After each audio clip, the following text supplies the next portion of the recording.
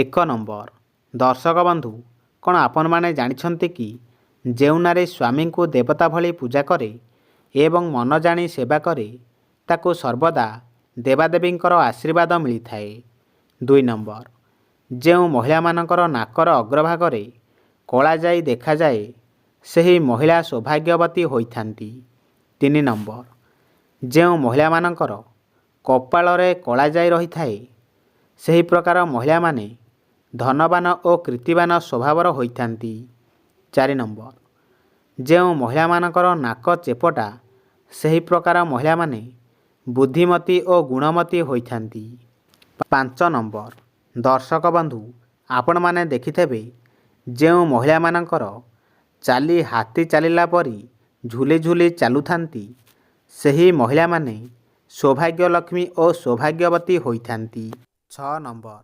ଦର୍ଶକ ବନ୍ଧୁ, ଯେଉଁ ମହିଳାମାନଙ୍କର ପାଦରେ ଅନାମିକା ଆଙ୍ଗୁଳି ନଥାଏ ସେହି ମହିଳାମାନେ କଳିହୁଡ଼ି ସ୍ୱଭାବର ହୋଇଥାନ୍ତି। ସେମାନେ ମଧ୍ୟ ସ୍ୱାମୀଦ୍ରୋହୀ ହୋଇଥାନ୍ତି। 7 ନମ୍ବର। ଦର୍ଶକ ବନ୍ଧୁ ଦେଖିବେ ଯେଉଁ ମହିଳାମାନଙ୍କର ପାଦର ମଧ୍ୟମାଙ୍ଗୁଳି ଯଦି ଭୂମିରେ ଲାଗୁନଥାଏ ତେବେ ଜାଣିବ ଯେ ସେହି ପ୍ରକାର ମହିଳାମାନଙ୍କର ଦୁଇଟା ସ୍ୱାମୀ ହେବାକୁ ଯାଉଛନ୍ତି। 8 ନମ୍ବର।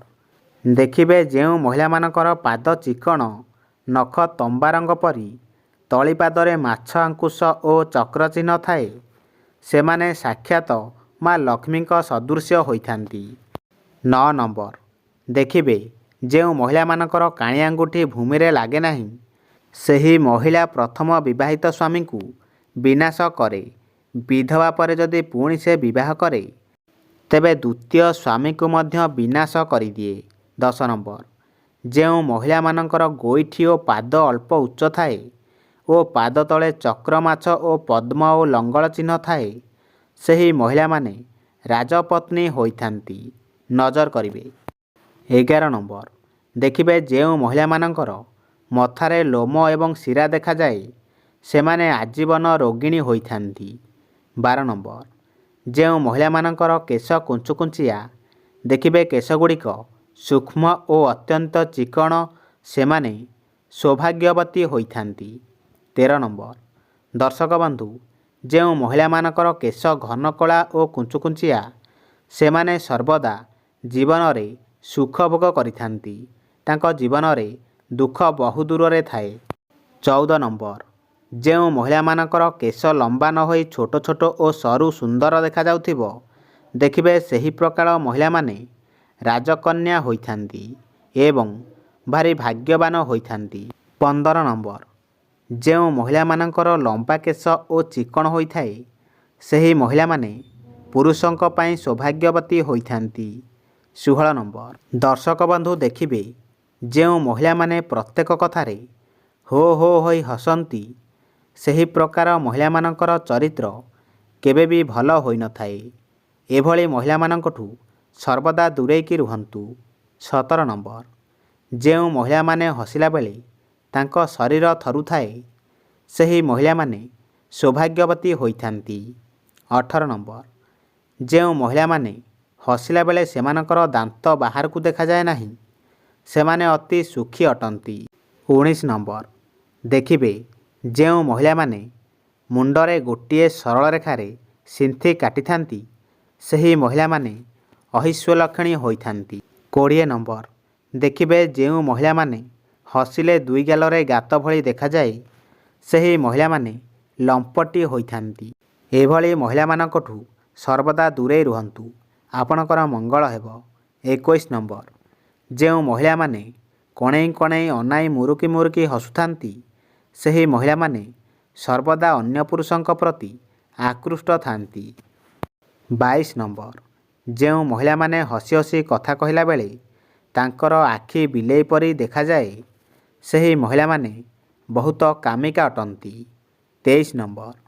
ଯେଉଁ ମହିଳାମାନେ ହସିଲା ବେଳେ ଦାନ୍ତର ଉପରି ଭାଗ ଦେଖାଯାଏ ସେହି ମହିଳାମାନେ ଚୋରଣୀ ପ୍ରକୃତିର ହୋଇଥାନ୍ତି। 24 ନମ୍ବର। ଦର୍ଶକ ବନ୍ଧୁ, ଯେଉଁ ମହିଳାମାନଙ୍କର ପାଦର ଗୋଇଠି ଦେଖିବେ ଅସମାନ ହୋଇଥାଏ ସେହି ମହିଳାମାନେ ଜୀବନରେ ଦାରିଦ୍ର୍ୟ ଓ କକ୍ଷାଘାତରେ ଦିନ କାଟୁଥାନ୍ତି। 25 ନମ୍ବର। ଦେଖିବେ ଯେଉଁ ମହିଳାମାନଙ୍କର ମୁଣ୍ଡର ଆକାର ବଡ଼ ହୋଇଥାଏ ସେହି ମହିଳାମାନେ ସ୍ୱଭାବରେ ଖଳ ପ୍ରକୃତିର ହୋଇଥାନ୍ତି। 26 ନମ୍ବର। ଯେଉଁ ମହିଳାମାନଙ୍କର ମୁହଁ ଗୋଲାକାର ହୋଇଥାଏ ଦେଖିବେ ସେହି ପ୍ରକାର ମହିଳାମାନେ ସୁଲକ୍ଷଣୀ ସ୍ୱଭାବର ଅଟନ୍ତି। 27 ନମ୍ବର। ଯେଉଁ ମହିଳାମାନଙ୍କର ମୁହଁ ଅତି ସରୁ ବା ଗୋଜିଆ ଦେଖାଯାଏ ସେହି ମହିଳାମାନେ ଜିଦଖୋର ପ୍ରକୃତିର ଅଟନ୍ତି। 28 ନମ୍ବର। ଘରର ଉତ୍ତର ଦିଗରେ ଲକ୍ଷ୍ମୀଙ୍କର ଫଟୋ ଏବଂ କୁବେରଙ୍କର ଫଟୋ ଲଗାଇବା ଦ୍ୱାରା ବହୁତ ଶୁଭ ହୋଇଥାଏ ଏବଂ ଘରର ଆର୍ଥିକ ସ୍ଥିତି ମଜବୁତ ହୋଇଥାଏ। 29 ନମ୍ବର। ଯଦି ଘରେ ଆର୍ଥିକ ସ୍ଥିତି ବହୁତ ଖରାପ ହୋଇଥାଏ ତେବେ ଶୁକ୍ରବାର ଦିନ ମାତା ଲକ୍ଷ୍ମୀଙ୍କର ଏବଂ କୁବେରଙ୍କର ଫଟୋ ଆଣି ଠାକୁର ଘରେ ରଖି ପୂଜା କରିବା ଦ୍ୱାରା ଆର୍ଥିକ ସ୍ଥିତି ମଜବୁତ ହେବା ସହିତ ଘରର ଦରିଦ୍ରତା ସବୁଦିନ ପାଇଁ ଦୂର ହୋଇଥାଏ। 30 ନମ୍ବର। ଯେଉଁ ପୁରୁଷ ବିନା କାରଣରେ ସନ୍ତାନମାନଙ୍କୁ ଏବଂ ପତ୍ନୀକୁ ହଇରାଣ କରେ ସେ 7 ଜନ୍ମ ଯାଏ ନପୁଂସକ ହୋଇ ଜନ୍ମ ହୋଇଥାଏ ଏବଂ ଯେଉଁ ପୁରୁଷ ସ୍ତ୍ରୀ ସହିତ ବାରମ୍ବାର ଶାରୀରିକ ସମ୍ପର୍କ ରଖେ ତାର ଓଜନ ବଳ ସବୁଦିନ ପାଇଁ କ୍ଷୟ ହୋଇଥାଏ। 31 ନମ୍ବର। ଭୁଲରେ ବି କାହାକୁ ନିଜ ଘରର ଝାଡ଼ୁ ଅନ୍ୟକୁ ଦେବା ଉଚିତ ନୁହେଁ। ଦର୍ଶକ ବନ୍ଧୁ ଏଇଟା ଧ୍ୟାନରେ ଶୁଣନ୍ତୁ। ଏହାର ଅର୍ଥ ମା ଲକ୍ଷ୍ମୀ ଘରୁ ବାହାରି ଯାଇଥାନ୍ତି। ଝାଡ଼ୁକୁ ସର୍ବଦା ଲୁଚାଇକି ରଖନ୍ତୁ। ଝାଡ଼ୁକୁ ଗୋଇଠା ମାରିବା ବା ସନ୍ଧ୍ୟା ଓ ରାତିରେ ଝାଡ଼ୁର ବ୍ୟବହାର କରିବା ଉଚିତ ନୁହେଁ। ମନେ ରଖିବେ ପ୍ରତିଦିନ ସକାଳୁ ଝାଡ଼ୁର ବ୍ୟବହାର କରିବା ଶ୍ରେଷ୍ଠ ହୋଇଥାଏ। 32 ନମ୍ବର। ନାରୀମାନେ ନିଜେ ପିନ୍ଧୁଥିବା ମଙ୍ଗଳସୂତ୍ର ଗୋଡ଼ମୁଦି ପାଉଁଜି କେବେ ବି କାହାକୁ ଦାନରେ ଦେବା ଉଚିତ ନୁହେଁ। ନାରୀ ପାଇଁ ଶ୍ରେଷ୍ଠ ହୋଇଥାଏ। ନାରୀକୁ କେବେ ବି ବେକ ଖାଲି ରଖିବା ଉଚିତ ନୁହେଁ କାରଣ ଜଣେ ନାରୀର ଆଭୂଷଣ ଘରର ପରିଚୟ ହୋଇଥାଏ। ମୁଖ୍ୟ ଆଭୂଷଣ ଅନ୍ୟ ମହିଳାମାନଙ୍କୁ ଦେବା ଉଚିତ ହୋଇନଥାଏ। 33 ନମ୍ବର। ଦର୍ଶକ ବନ୍ଧୁ ରୋଷେଇ ଘରର ଯେତେ ବି ଜିନିଷ ବେଲଣ କାଠି ହେଉ କିମ୍ବା ତାୱା କାହାକୁ ବି କେବେ ବି ଦାନରେ ଦେବା ଉଚିତ ନୁହେଁ। ଅନେକ ସମୟରେ ମହିଳାମାନେ ଏହିସବୁ ଜିନିଷକୁ ଅନ୍ୟକୁ ଦେଇଥାନ୍ତି। ଏହାଦ୍ୱାରା ମା ଲକ୍ଷ୍ମୀ ଘରୁ ଚାଲି ଯାଇଥାନ୍ତି ଏବଂ ଧନର ଅଭାବ ହେବା ସହ ଛୋଟ ମୋଟ କଥାରେ କଳହ ଲାଗି ରହିଥାଏ। 34 ନମ୍ବର। ସନ୍ଧ୍ୟାରେ ନାରୀମାନଙ୍କୁ ନିଜ ରୋଷେଇ ଘରୁ ଦହି କ୍ଷୀର ଚାଉଳ ଲୁଣ ଅଟା ଭଳି ଧଳା ଜିନିଷକୁ ବି କାହାକୁ ବି କେବେ ଦାନରେ ଦେବା ଉଚିତ ନୁହେଁ। ଏହାଦ୍ୱାରା ନେଗେଟିଭ୍ ଶକ୍ତି ଆକର୍ଷିତ ହୋଇଥାଏ। ଯାହାକୁ ଯେତେ ବି ଆବଶ୍ୟକତା ଥାଉ ନା କାହିଁକି ଏହିସବୁ ଜିନିଷ ଭୁଲରେ ବି ରୋଷେଇ ଘରୁ ନାରୀମାନେ ଦେବା ଉଚିତ ନୁହେଁ।